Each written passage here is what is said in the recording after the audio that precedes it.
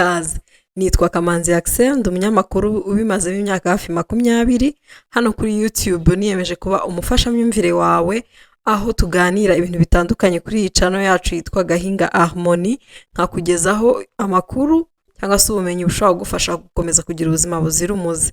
Mu byo dukunze kuganiraho cyane harimo ibijyanye no kugabanya ibiro. Ni sije inkora ku mutima cyane kuko nanjye nkuko mubizi nataye ibiro birenga 20 mu gihe cy'imyaka 2, kandi urugendo rurakomeje kuko ndacyabura n'ubundi ibindi biro birenga 20 kugira ngo ngere mu cyo twita poids santé. Uyu munsi mu kiganiro nifuje kugusangiza bimwe mu bintu byamfashije kugira ngo mbashe guta ibyo biro. Hari iyo umuntu agiye kuvuga ibintu byamufashije guta ibiro, haba harimo ingingo nyinshi zitandukanye. Ibyo bintu bitatu biri mu gice kijyanye no kuboneza imirire. Ntucikwe.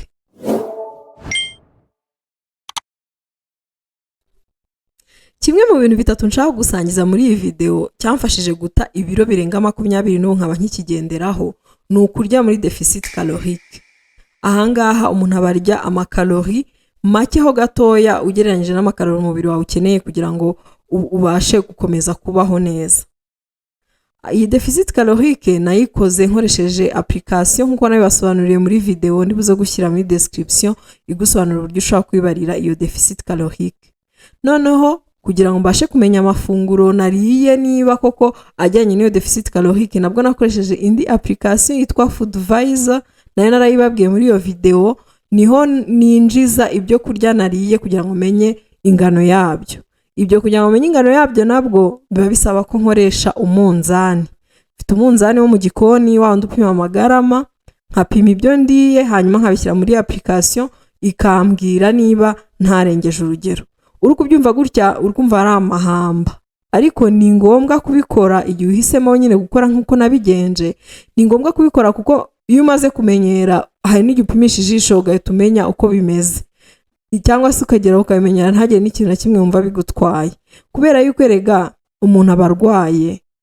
Icyo umuti gusaba ugomba kugikora. Ntabwo ari ibintu byoroshye ndabizi, ariko umuntu akwiye kubyikorera kugira ngo abashe kugera ku musaruro. Ubwo rero muri make deficit calorique nicyo kintu cya mbere kibanze cyamfashije kugera ku musaruro. Kandi iyo deficit calorique kugira ngo nyimenye nayibaze nkoresheje ama application nko namaze kubikubwira. Nabaze deficit calorique yanjye, ndangije nshyira muri ya application, ndangije noneho nkajya ninjizamo ibyo kurya kugira ngo mbashe kumenya uko bimeze. Kugira ngo nyorohere ntago mbishyiramo ngiye kurya, mbishyiramo mbere kuko nteganya amafunguro ndi bufate. Maze guteganya amafunguro ndi bufate nibwo nshyiramo noneho muri ya app nkamenya ngo ibi biraza kuvamo cyangwa ntibiri buze kuvamo. Noneho igihe cyo kurya kugira ngo kize kugira niteguye, ntaza gufata ibyo kurya nabipima nkasanga ntibyuzuye, ugasanga rimwe na rimwe ndengeje amakalori nemerewe. Uburyo mbikoramo ni nabwo nabikozemo kuva mbere, ni ukubanza guteganya ibyo ndi burye uwo munsi, noneho nkashyira muri application nkamenya ngo wenda niba ndi burye tuvuge mfata urugero umuceri n'imiteja n'inkoko, nkavuga ngo wenda ndarya umuceri, wenda ndashaka kurya umuceri garama 150, nkazishyiramo nkamenya kalori ngo ni zingahe, nkashyiramo ya nkoko niba ari itako ry'inkoko ritetse gute. Ikindi mu kubara amakalori abantu bakunze kwibagirwa n'amavuta. Amavuta umuntu aba yatekesheje, amavuta mu guteka nayo ndayabara nkoresheje ikiyiko cyangwa se measurement cup, nkamenya ngo ndiye mililitiro zingahe z'amavuta. Hanyuma narangiza kugira ngo nze kuzishyira muri ya app imbarire, kuko akenshi ushobora kwibagirwa kuyabara kandi amavuta ari très calorique ukisanga warengeje kalori wemerewe ku munsi. Mu kubara kalori rero tujye twibuka n'amavuta twatekesheje. Nuko ngewe mbikora nkabara nkoresheje umunzani, measurement cup cyangwa se ibiyiko, hanyuma narangiza nkashyira no muri app bikamfasha kumenya ko ndi muri deficit calorique yanjye. Noneho narangiza ibintu bikagenda neza. Narava kuri iki cyo kubara amakalori, hari umutego abantu bakunze kugwamo, cyane cyane abantu bafite za smartwatch babara steps bakora ku munsi, akareba cyangwa se yaba yagiye nko muri gym yarikodinze sport yakoze, akabara ya makalori yakoresheje akaza kayongera kuri ya deficit calorique ye. Niba tuvuge wari usanzwe wenda urya amakalori 1500, ukaza ukongeraho ya 300 watwitse muri gym ugahita ubona ngo 1800 batavuga tuwo munsi urarya 1800. Ibyo ngibyo ntabwo ari byo, kubera yuko ushobora kwisanga utarimo gutakaza. Ibyiza nuko uguma kuri cya 5 cyawe malgré ibyo watwitse, biraza kugufasha gutuma ya deficit calorique yawe iba deep, yiyongera kandi uticishije inzara, kugira ngo wishinge ibyo kuvuga ngo yewe watwitse ngo ugiye kuyagaruza mu mafunguro. Ikindi nuko batubwira yuko zira smartwatch ndetse n'andi ma application dukoresha tubara siporo ashobora kuba yexagera ku makarori umuntu yatwitse. Ubwo rero kubimenya ni byiza, ariko ntukayongere kuri iyo deficit calorique yawe kugira ngo bitaza kukwicira imibare. Nari ndimo kukubwira rero imwe mu nkingi cyangwa se bumwe mu buryo bwamfashije kubona umusaruro wo gutakaza ibiro birenze 20 kandi no nkaba nkiwukoresha, ari wo gukora deficit calorique, ariko nkayimonitoringa, nkapima ibyo ndya nkoresheje umunzani n'ibiyiko byabugenewe ndetse na application. Nago byoroshye birumvikana, ariko icyo umutima ushaka nyine ugomba gushyiramo imbaraga. Ikintu cya kabiri rero cyamfashije nyuma yo gukora iyo deficit calorique ni ukumenya ibyo ndi kurya ngo ni ibiki, ni ukumenya niba indyo yuzuye koko, atari kwa kundi tubivuga mu mutwe nyine ngo ibirindi indwara, byubaka umubiri, bitera imbaraga, ahubwo nkamenya macro ziri mu byo ngomba kurya. Nkaba nzi ngo mfite proteine, mfite amagarama runaka ngomba kurya ku munsi, ese nayagejejeho sinayagejejeho. Nkaba nzi ngo mfite fekira cyangwa se carb, ntago ngomba kurenza uyu mubare, na urengeje sinawurengeje. Mfite fibre, ngewe iyo ndimo kukurikirana macro nkurikirana na fibre cyane, ko fibre nazo ziradufasha kugira ngo ibintu bigende neza. Wenda umuntu yazikoraho ikiganiro cyihariye, ariko mu kiganiro kuri chia seed nabikomojeho, nacyo wajya kukireba kugira ngo umenye ibyiza bya fibre. Ubwo rero narimo kukubwira gukurikirana ni ibiki ndimo kurya, harimo iki. Ubwo twavuye kuri quantité, ari byo kubara amakalori, none tugeze kuri qualité, harimo ibiki. Ubwo macro nkazibara, nkazimenya. Proteine cyane cyane nkamenga shoko proteine zanjye ku munsi nazujuje. Niba ngomba kugira, tuvuga urugero, amagarama 100 ariyo ya proteine ngomba kugira ku munsi, nkakoresha uko nshoboye nkayuzuza. Hari n'abantu nabonye bavuga ngo aho niba udashaka kwigora cyane ubara umonitoringa cyane amakarori yawe, ujye umakinga sure ko wujuje nyine ya deficit calorique yawe, nurangiza monitoringe proteine yawe, ibindi bisigaye ukore ku jisho ngo uzabona umusaruro. Simbizi ngewe, ariko makinga sure ko proteine amagarama yayo ngomba gufata ku munsi nayagejejeho, hanyuma na fibre nazo nkeneye kuri uwo munsi nazigejejeho. Uti ibyo ubigenza uti. Ikindi wenda ntagera ku buryo mbigenza, ushaka kumva ngo proteine ngo ni grama 100, ugatomba wenda ngo ubwo ni grama 100 wenda za tofu, niba uri gukoresha tofu ngo ubwo niba ari grama 100 za proteine ku munsi ngo ni grama 100 za tofu. Nimba uri gukoresha wenda umwijima w'inka, ukavuga uti ubwo ni grama 100 z'umwijima w'inka, ntabwo ari byo, kuko muri mu mwijima w'inka grama 100 ntabwo harimo grama 100 za proteine, harimo n'ibindi bitandukanye bituma wenda ugomba kurya, kugira ngo ubone grama 100 za proteine bituma ugomba kurya ibirenze grama 100 za tofu. Niyo mpamvu nyine ya application, niyo mpamvu ukwiye kubikurikirana, kuko application yishyiriramo icyo wariye, yo ibizi ngo muri grama izi z'ibyo wariye harimo grama autant za proteine, none ukagufasha kumenya ibyari byo. Aho kugira ngo uvuge ngo niburiye tuvuge amajyane, ngo ubwo amajyane uko ko ngo apima ngo ku munzani yahezeho ari grama 200, ngo ubwo nvuga ko ngo ndiye ngo proteine grama 200. Oya, igira imwe niba arimo proteine grama 8, ubwo amajyane ni proteine grama 24. Ubwo biragusaba nyine gushaka ahandi ukura izindi grama 76 imibare yanjye ni mugufi zisigaye kugira ngo uzuze za grama 100 ugomba kurya ku munsi. Ibyo ngibyo rero twari turi kureba kuri quantité, kuri qualité y'ibyo nariye, kugira ngo mbashe nyine kubona uyu musaruro. Proteine ukayimonitoringa, ukamenya sure ko uyujuje, kuko nkuko nabivuze mu kiganiro kuri proteine, iragufasha not only kugufasha kubaka ibyasenyutse wenda, kuko ko nyine nibyubaka umubiri, aho ariko iranagufasha kuko ituma wumva uhaza umwanya munini, bikaza kukurinda kwa kurya kwa hato na hato kuza gutuma wica deficit calorique yawe. Proteine rero uyiteho cyane muri ibi ngibi, bijyanye no kumenya karite y'ibyo ugiye kurya. Ikindi fibre, nari navuze ko monitoringa ngewe proteine na fibre cyane.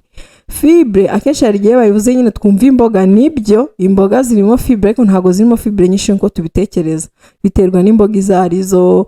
Wenda nk'amashu afite fibre nyinshi ariko hari ibindi ubona nta fibre irimo, ahubwo wenda ari nk'amazi arimo, cyane cyane nk'ibintu by'amasalade ubundi akenshi biba birimo amazi nayo turayakeneye ariko ntago haba harimo za fibre nyinshi nk'uko bitekereza.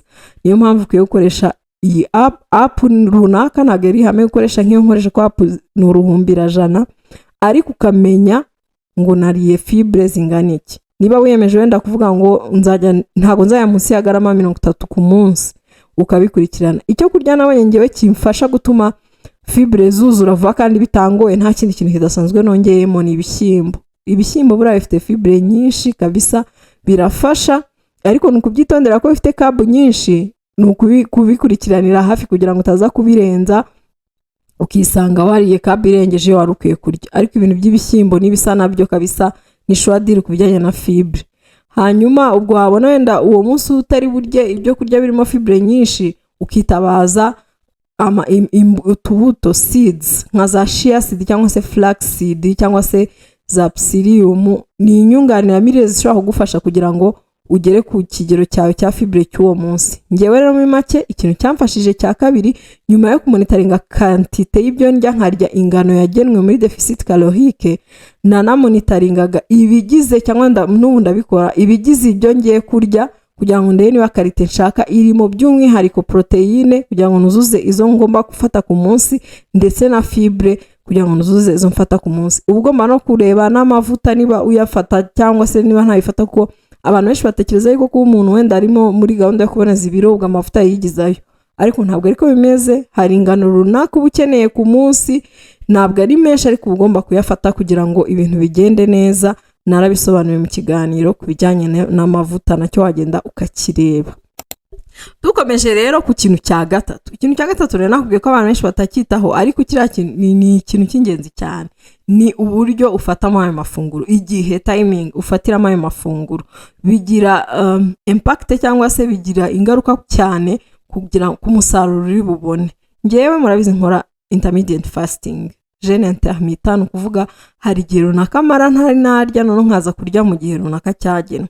Akenshi iyo nkunda gukora cyane ni 18/6, nkafata ifunguro ryanjye rya mbere saa sita, irya nyuma saa 12 nkaba narangije kurifata. Nibyo binyorohera, ariko rimwe na rimwe hari igihe nkora na 16/8 sindenze saa 2 z'ijoro ntarafata ifunguro ryanjye rya kabiri. Birumvikana ngewe mbafashe amafunguro 2 ku munsi. Ubundi ahanini en general igihe kinini nafashe ibyo kurya n'ubundi ko mbigenza njya 2 ku munsi, ariko hari igihe umuntu yisanga bibaye ngombwa ko arya 3 ku munsi, cyane cyane iyo hari buzemo breakfast. Icyo gihe nkoresha uko nshoboye nkakora intermittent fasting ya 14/10, ariko ibyo bibaho gake cyane cyane muri weekend, wenda n'igihe ntari mu rugo ndahantu ntashobora gupfa kwigenga uko niboneye, cyangwa se bitewe n'aho kwezi kwanjye kugeze niba ndi gukrevinga ibintu bya breakfast cyane. Ariko majoritairement ngewe nkora 18/6. Intermittent fasting nayikozeho ikiganiro, ariko n'ubundi nzakora n'ibindi biganiro ko ni sije nini cyane. Ubundi intermittent fasting ntabwo y'ubwayo ntabwo ari igufasha guta ibiro, ahubwo ikintu kigufasha guta ibiro muri intermittent fasting ngewe icyamfashije nuko yandinze kurya bya hato na hato, nkamenya ngo ndarya ryari ndayekera kurya ryari. Ibyo ngibyo bituma ntacokoza isukari, kuko narabibabwiye ngewe nafite ikibazo cya prediabete, mfite hemoglobine glycée yanjye iri kunyereka yuko ndi muri prediabete. Nabyo nabikozeho ikiganiro wajya kukireba, ariko ubu ngubu Imana ishimwe ko hemoglobine glycée yanjye kabisa yo mu ntangiriro z'uyu mwaka iragaragaza yuko ndi healthy. Ariko ibyo ngibyo ntago bikuraho ko mva mu ngamba, kuko niba umubiri wanjye warabashije kugwa muri icyo, bivuga ngo ngomba gukomeza kwikurikirana nk'uko bisanzwe buri gihembwe nkajya muri controle. Bref, intermittent fasting rero ikintu kinini gufasha, njye namaze kuvuga, igufasha kutarya bya hato na hato, ariko ikanagufasha gukontorora isukari. Ngewe amfashije kumanaging isukari, kuko kurya mu gitondo ubundi baravuga ngo isukari hamagara isukari, kubyuka mu gitondo ufata ya breakfast tuzi, ngiye nkunda amafruwi cyane, iyo sukari yo nyitangiriyeho kabisa, uwo munsi nguma nkevinga isukari ndya utuntu twa hato na hato bikaza kungora kuzuza ya deficit calorique yanjye. Ikindi kintu yamfashije nyine nuko mfata discipline neza kumenya ngo ndarya ryari ndarekeraho ryari. Ibyo ngibyo nabyo byaramfashije cyane mu gutuma mbasha gutabya biro. Uko byagenda kose hari iminsi nyine ntabyubahiriza, ariko iminsi nka 80% ngerageza kubahiriza intermittent fasting kugira ngo mbashe kubona wa musaruro. Tukivuga kuri intermittent fasting, nari maze kubwira ko ikintu gituma uyibona umusaruro atari y'ubwayo, ahubwo biterwa n'uburyo uyikoramo. Kuko nk'iyo wakoze intermittent fasting batugira inama yo ikintu cya mbere utangiriyeho iyo urompye jeûne cyangwa se utangiye kurya, wirinde ko kiba ari ikintu kirimo isukari. Nuhere ku kintu kirimo isukari kugira ngo kitaza kwica ya insuline spike wari wirinze itaza guhita izamuka. Ikindi kintu kimfasha ngewe muri intermittent fasting ni ikawa. Hari ikawa kuyinywa mu gihe ndi fasting ko iba yemewe iy'umukara itarimo ikindi kintu, cyangwa se iyitwa bulletproof ni ikawa irimo amavuta. Ibyo ngibyo nibyo bimfasha cyane kugira ngo ntaza gusonza, cyane cyane ndi kumva nta mbaraga mfite, nshonje kandi nzi ko amasaha yanjye atari yagera. Ngewe nakina ikawa intwara, ariko wenda wowe muganga ashobora kuba yarayikubujije, ubwo ibi ngibi wumve umere nkaho utabyumvise. Ikawa iramfasha cyane. Amazi, kunywa amazi ahagije, no mu gitondo nywa amazi nkashyiramo akunyu gake cyane, a pinch of salt, akunyu kari hagati y'intoki ebyiri, nako nkagashyiramo kugira ngo ibintu bikomeze kugenda neza. Ibi byose ndimo kukubwira ngewe nibyo byamfashije, ariko nyaboneka ndakubitsa ko nari umuganga. Niba ushaka kunyigana, please uzabanze ubaze muganga wawe akubwire niba bijyanye n'ubuzima bwawe, akwemerere kubikora. Ushobora gusanga ufite ikibazo kitakwemerera either gukora iyo intermittent fasting, cyangwa se kitakwemerera kunywa iyo kawa, kitakwemerera kunywa uwo munyu, kitanakwemerera rega no kumonitoringa ibyo urya gutyo, kuko hari indwara trouble du comportement alimentaire uyu zirwaye ukajya mu byo kumonitoringa amakarori cyangwa kumonitoringa ibyo urya cyane, izo ndwara zishobora kwiyongera, cyane cyane nk'abantu barwaye bulimi ntago babemerewe gukora ibi ngibi byo kumonitoringa amakalori, cyangwa se abantu barwaye anorexia ntago babyemerewe. Ubwo rero niyo mpamvu ukwiye kwanza kubaza muganga niba ubyemerewe ukabona kubikora.